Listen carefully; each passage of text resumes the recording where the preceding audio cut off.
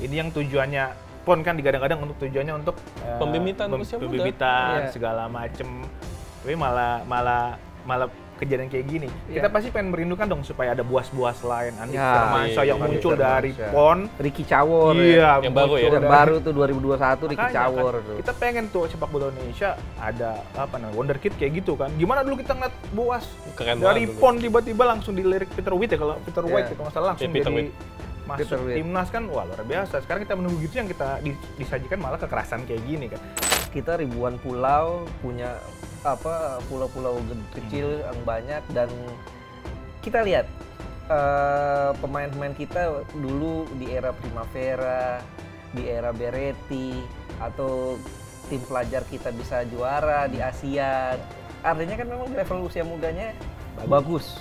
Tapi kenapa belum masuk senior? Nah itu Ya, kenapa dia tuh? belum. Nah itu kenapa tuh? Kalau gue pikir mentalitas kompetisi di level senior kita masih belum.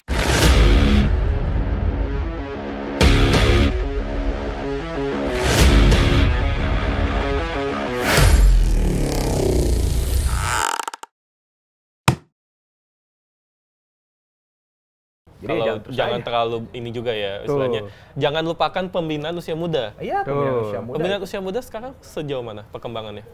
Iya, gua nggak tahu nih pandangan gue ya. Mungkin PSSI ngambil lagi nih, piramida terbalik kali ya. Dia ambil yang besar dulu, Oh, timnas dulu oke. diperbaiki, baru ke bawah. Karena kan bagaimanapun juga gue melihat dari hal positifnya.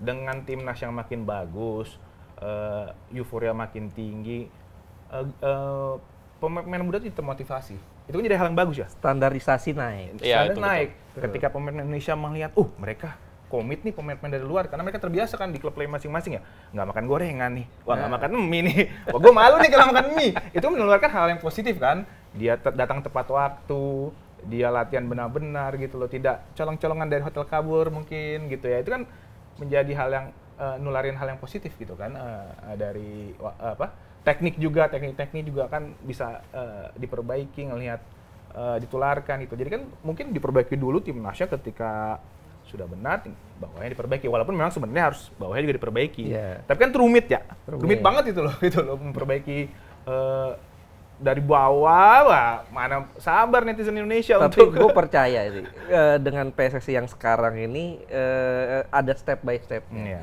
Kan pertama nih step pertama itu PSSI sekarang itu perbaiki timnas. Setelah timnas sudah mulai oke, mereka turun ke liga. Kompetisi dikasih VAR, dikasih wasit yang bagus, dikasih sanksi yang berat, sanksi yang tegas, dan kita bisa lihat sekarang nih kompetisi Liga 1 sudah itunya levelnya udah mulai Naik ya? naik. Perlahan ya? Perlahan naik, walaupun masih ada riak-riak, it's okay, sudah naik. Nah sekarang nanti mungkin tinggal setelah itu pembinaan usia muda gitu, step by step lah, karena memang PSSI itu sepak bola Indonesia itu kusut. Kita sudah dipimpin sama beberapa jenderal loh. Jenderal polisi pernah, jenderal TNI pernah, Pengusaha juga ya? pernah, Politikus gagal. pernah. Politikus pernah, gagal. Politisi. Iya, gagal. Sekarang ya ada arah ke tren yang positif ya kita dukung.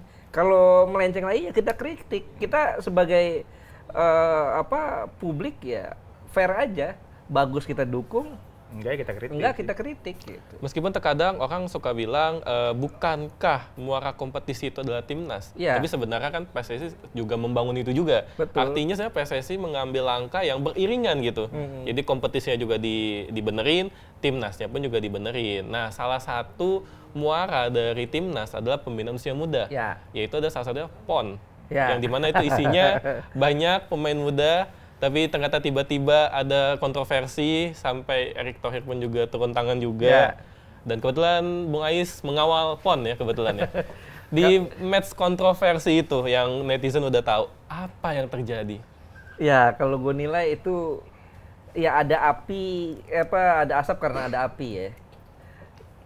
Karena memang kepemimpinan wasit saat itu ya, wasit yang memimpin pertandingan itu sangat kontroversial sekali.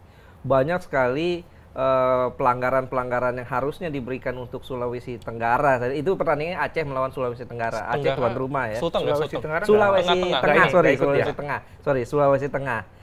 Itu memang banyak kontroversi sekali. Ada saat pemain Sulteng masuk ke dalam kotak penalti, ketendang mukanya, entah ketendang, entah ditendang, yang pasti itu pelanggaran menurut gue ya. Karena terjadi di dalam kotak penalti dan pemainnya jatuh dan tidak ditiup sama wasit. Wasit play on. Mungkin gak lihat mungkin. Iya, oke. Dan ada lagi di sisi lainnya pemain Sulteng saat jatuh bola sudah keluar ditanduk.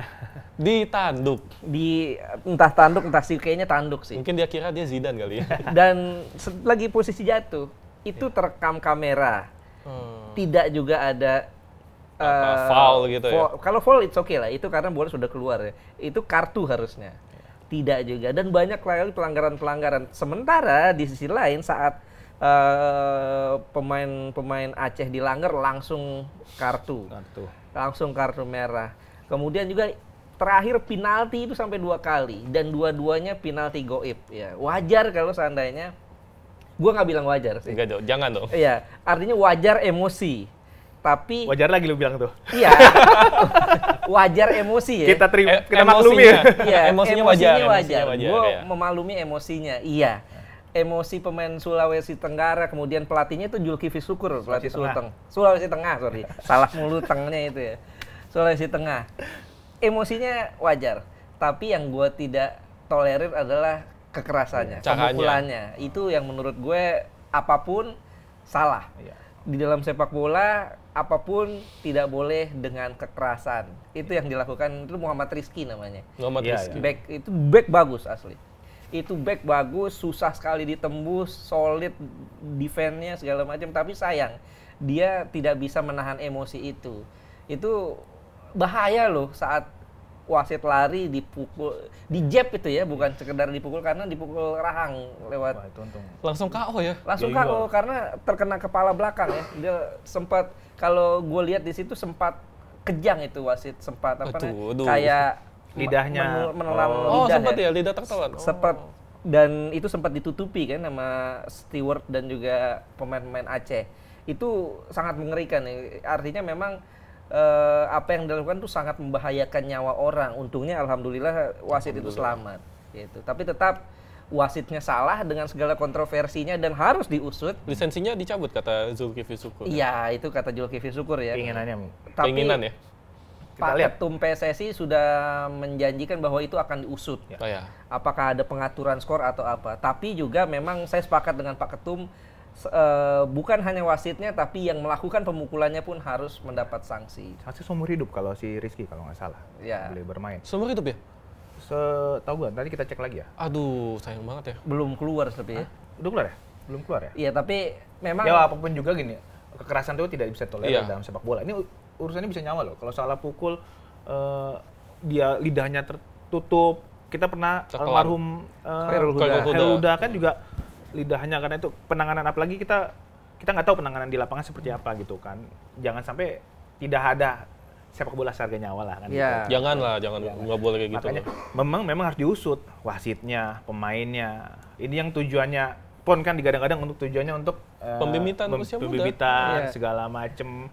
Tapi malah kejadian kayak gini. Kita pasti pengen merindukan dong supaya ada buas-buas lain, Andi Firmansyah yang muncul dari PON. Ricky Cawor Iya, yang baru ya. Yang baru tuh 2021 Ricky Makanya Cawor kan, tuh. kita pengen tuh sepak bola Indonesia ada wonderkid kayak gitu kan. Gimana dulu kita ngeliat buas Keren dari banget PON tiba-tiba langsung dilirik Peter Witt ya, kalau Peter Witt kalau nggak salah langsung Peter jadi Witt. masuk Peter Witt. timnas kan. Wah, luar biasa. Sekarang kita menunggu gitu, yang kita disajikan malah kekerasan kayak gini kan. Saya sih sepakat harus dihukum dengan tuntas. Bagaimanapun juga wasit salah. Betul. Dari sisi Tapi manapun pemukulan tuh nggak ada yang pernah dibenarkan ya. Meskipun sebenarnya kita juga main bola ya. Juga netizen juga pasti ada yang main bola. Ya kita paham lah emosinya. Udah main setengah mati, wasitnya berat sebelah tiba-tiba. Itu kan pasti emosi pasti. Kontrol emosi segala macam itu melalui pendidikan yang baik ya. Kalau grassroots itu kalau saya baca beberapa jurnal itu ada beberapa level pendidikan usia muda lah ya. Dari umur 5 tahun sampai umur 8 tahun, itulah fun game. Fase untuk fun gitu ya. Untuk biar anak-anak kecil bermain dengan riang gembira, cewek cowok nggak apa-apa bermain, boleh dicampur, menimbulkan komitmen, kedisiplinan. Itulah yang santai-santai. Baru ntar masuk ke level 9 sampai 13 itu level taktik, Mulai belajar taktik? Bukan, technical. Oh, technical Barulah dulu. technical, setelah fase technical baru ketika Technical. 13 sampai 18 taktik dan juga fisik. Fisiknya juga. Jadi kalau itu kan sebenarnya emosi dibangun dari grassroots Dari ya. grassroots. Gimana kalau kita mengacu AFC sama FIFA, apa sih grassroots? Grassroots itu adalah permainan yang non elit dan non profesional. Dari kecil main bebas, yang penting lu main, yang penting Enjoy. euforia terbangun, sepak bola terjaga dengan baik, atmosfernya baik, bahkan disabilitas itu masuk dalam grassroots. Nah, itu makanya dari awal tuh pemahaman grassroots jangan sampai salah. Grassroots itu adalah permainan yang benar-benar fun gitu loh. Buat membangun dari hati itu main bola tuh kita senang dari kecil. Kalau sepak bola tuh bukan kompetisi, hajar dari kecil. Jangan dihajar. Kita juga sebagai orang tua banyak yang salah nih SSB nih. Umur grassroots hajar kakinya. Itu juga kita tuh termasuk yang salah loh. Itu nggak boleh loh Hajar sebenarnya. kakinya. Dari awal tuh udah biarkan anak kecil main bola dulu. Nanti juga ada tahapnya ketika naik level berikutnya barulah dia ngerti buka ruang, dia ngerti Dan taktik. juga kalau menurut gue banyak yang salah di kita itu level grassroots, level anak-anak itu jangan dituntut menang. Iya, itu yang tadi. Ayo menang. Jadi sehingga kadang-kadang nih ada SSB, nggak semua ya. SSB mana tuh? Kadang-kadang. Oh, kadang-kadang. Ada SSB yang harus menang sehingga ngambil dari tim lain, cabutan ya? Bajak. kemudian bajak pemain segala macam, nyuri umur. Masih ada ya nyuri umur ya? Ya, Wah, itu mah agak rahasia. gimana ya? Rahasia. Agak sulit lah dihilangkan lah itu hal kayak gitu loh. Itu artinya kan mereka ingin menang gitu. Betul gitu. Ingin menang tuh bagus. Cuman ya ini level-level bawah itu harusnya pendidikannya dulu yang ditekankan.